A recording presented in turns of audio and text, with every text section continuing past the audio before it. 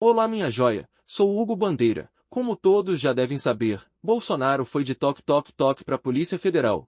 E Andréa Sadi, Léo Sakamoto e César Calejon falam tudo o que você precisa saber fazendo a melhor análise que você vai ver hoje. Espia. Sendo com integrantes do Supremo, a decisão do ministro Alexandre de Moraes, totalmente apoiada pela primeira turma, deve ser referendada pela primeira turma na sessão virtual de segunda-feira. A decisão do ministro Moraes foi baseada no pedido da Polícia Federal para prender na prática, para antecipar a prisão de Bolsonaro. A gente vem falando disso aqui já há algum tempo. Já havia essa expectativa, essa previsão de que ele seria preso nas próximas semanas, mas o entendimento de ministros da Corte tinha um roteiro anunciado de possíveis fugas por causa do grupo do ex-presidente Bolsonaro. Isso é importante. Então, Eduardo Bolsonaro nos Estados Unidos, mais recentemente Alexandre Ramagem, deputado federal, driblou ali a Câmara no entendimento de ministros da Corte e foi para os Estados Unidos estando condenado pela trama golpista. Aí Carla Zambelli, eles foram citando outros nomes, mas para mostrar que, na visão do Supremo, tem um roteiro do grupo do ex-presidente Bolsonaro para fugir da prisão.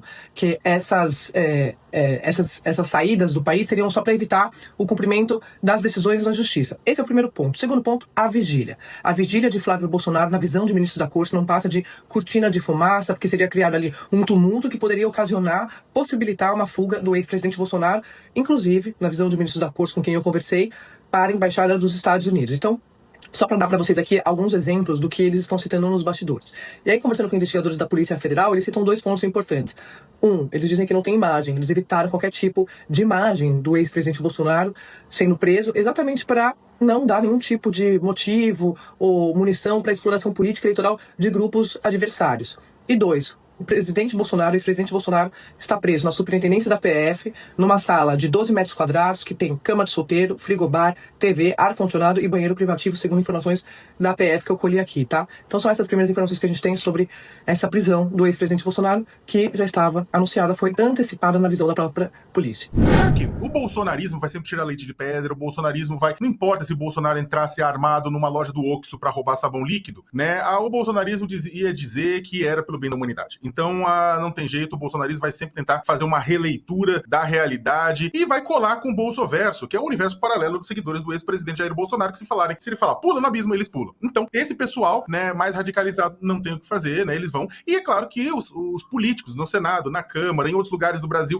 que também são seguidores radicais do ex-presidente Jair Bolsonaro, vão falar isso como falariam na hora que Bolsonaro fosse preso após uma ordem de prisão para ser cumprimento de sentença definitiva. Também ia acontecer da mesma forma. O que acontece é o seguinte, né? E aí, olha, eu venho falando há um ano que o Bolsonaro ia tentar fugir. E aí muita gente, tipo, eu tenho um colega meu de outros veículos que fala, Sakamoto, não, ele não vai tentar nada na última hora, imagina que vai tentar. Olha, ó, tá aí, ó, só pra responder, tentou, né? Aí não são palavras minhas, são palavras do ministro Alexandre de Moraes e da Polícia Federal. O que aconteceu é que foi o seguinte, basicamente o Bolsonaro gabaritou os elementos pra uma prisão preventiva. Tentou tirar a tornozeleira eletrônica. Havia um risco iminente de fuga. Havia uma ação contra a ordem pública, né, que poderia colocar em risco cidadãos, policiais, o próprio ex-presidente. Ou seja, ele gabaritou a questão da preventiva. E tudo isso se conecta, né? Você tem o quê? Você tem uma situação em que o filho do ex-presidente, um senador, convoca uma micareta política pra frente do condomínio do presidente. Essa micareta, não tenha dúvida nenhuma, ia juntar uma multidão, ia ter um monte de gente que ia pra lá, né? Entre seguidores fiéis, apoiadores, desocupados, ia aparecer uma galera lá na frente. Isso, na verdade, daria, ao que tudo indica, uma bela cortina de fumaça para possibilitar uma fuga do ex-presidente, né? Uma fuga pra onde? Para uma embaixada que fica 15 minutos de onde ele tá. E dentro de uma embaixada, o Brasil nunca iria invadir uma embaixada para tirar o Bolsonaro lá de dentro. Daí, a possibilidade de cumprimento de pena se escafedeu. A gente avisou que teria isso aqui. Eu não fui o único. O pessoal falou, olha, o homem pode fugir. Não é só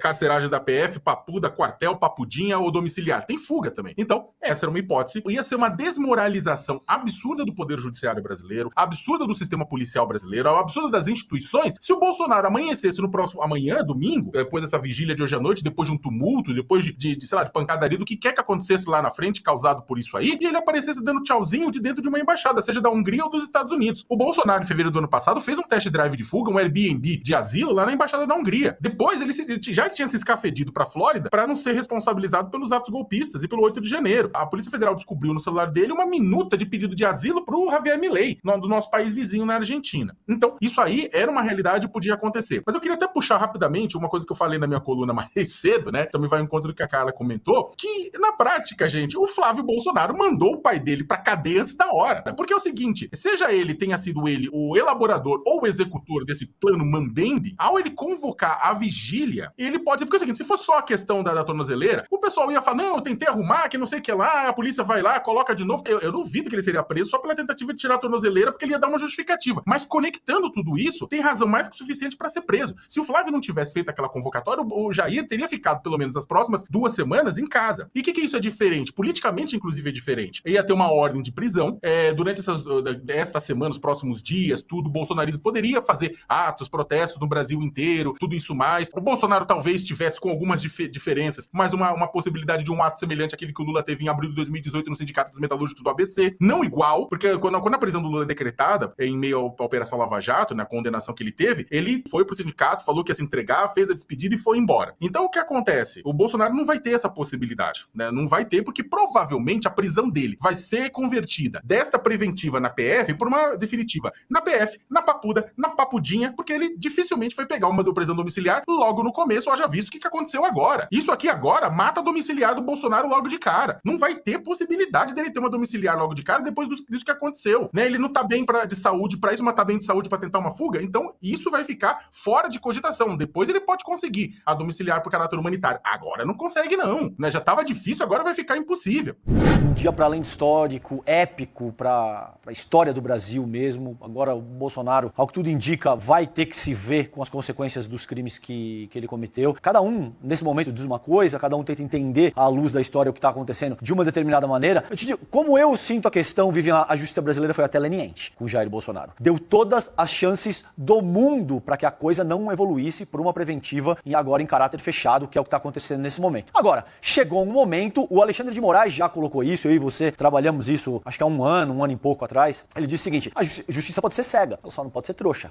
ela só não pode ser feita de otária. E isso chegou muito perto de acontecer. Por uma vírgula, o Bolsonaro não consegue escapar aí, porque ele vinha ensaiando isso. A gente viu a deputada Bia Kicis dizer agora para Elo Vilela que não, isso não é o que o Bolsonaro é. Ora, deputada, é exatamente o que ele é. Bolsonaro é um covarde que se vendeu ao longo da sua vida pública como uma persona política de imorrível, de imbrochável e etc, e esse tipo de banalidade. E quando ele precisou demonstrar alguma fibra moral mínima, ele começou assim a se vitimizar, dizendo que ele não tem condição de enfrentar as consequências que os seus próprios atos cometeram. Então, como eu vejo, a justiça deu todas as chances. Mas aí, como você muito bem colocou, é isso que forçaram demais a barra, colocaram a questão de tentar estourar a tornozeleira, Flávio Bolsonaro incitando, sim, o que poderia se tornar algo contra a ordem pública. Bolsonaro já tinha demonstrado a intenção de fugir. Ora, o que mais precisaria para se caracterizar a necessidade de se aplicar o artigo 312 do Código de Processo Penal? Se não, tem que mudar a lei brasileira. Então, um dia épico, a gente vai acompanhar cada pequeno detalhe dos desdobramentos da prisão do Jair Bolsonaro. Flávio Bolsonaro é um sujeito que, enquanto senador da República, já falou, já incitou uma nação estrangeira a usar armas nucleares contra o Brasil. Não é a minha opinião. Não sou eu interpretando uma fala tácita. Ele disse isso explicitamente. E agora, o que tudo indica, de novo, ele volta a incorrer numa postura no sentido de tentar, provavelmente, facilitar a fuga do pai dele. Eu não tenho a menor dúvida de que ele tentaria algo dessa natureza. Por quê? Porque o Bolsonaro não tem fibra moral para enfrentar a cadeia, Vivian. Ele é um bravateiro que se vendeu a vida inteira constituindo uma imagem que é pura fumaça, que na hora que ele precisa, de fato, demonstrar um mínimo de retidão e coragem, é esse tipo de coisa que a gente vê. Ah, eu sou um senhor idoso, não tenho condição de fato, ficar preso. Não tinha outra saída que não fosse, de fato, prender o Jair Bolsonaro nessa ocasião. Pessoal, só um recadinho rápido antes de finalizar. É para quem sempre me pergunta sobre trabalhar em casa ou como fazer uma renda extra séria. Tem um dado oficial do IBGE que mostra que quase 15 milhões de brasileiros já trabalham de casa. O mercado digital não é mais o futuro, ele é o agora. A pergunta é, como começar com o pé direito sem cair em um golpe? A verdade é que existem muitas formas de trabalhar online. Você pode prestar serviços, vender em grandes sites ou usar métodos para ganhar em dólares. O principal ponto é que precisa ser um trabalho sério. Isso aqui que eu vou te mostrar não tem nada a ver com tigrinho, com casa de aposta, nem pirâmide. Então, se você está interessado em aprender uma profissão que permite trabalhar em casa, eu recomendo dar uma olhada na Escola de Negócios Digitais. Para descobrir, clique no link abaixo, é o primeiro link da descrição e também está no comentário fixado. Você vai abrir uma conversa direto com o Clayson lá no WhatsApp, dizer que quer saber mais, ele vai te dar um treinamento gratuito com 3 aulas para você entender a dinâmica toda. É sem compromisso. Clica aqui, não perde essa oportunidade, o Clayson está esperando por você. Dito isso, um grande abraço e tudo de bom.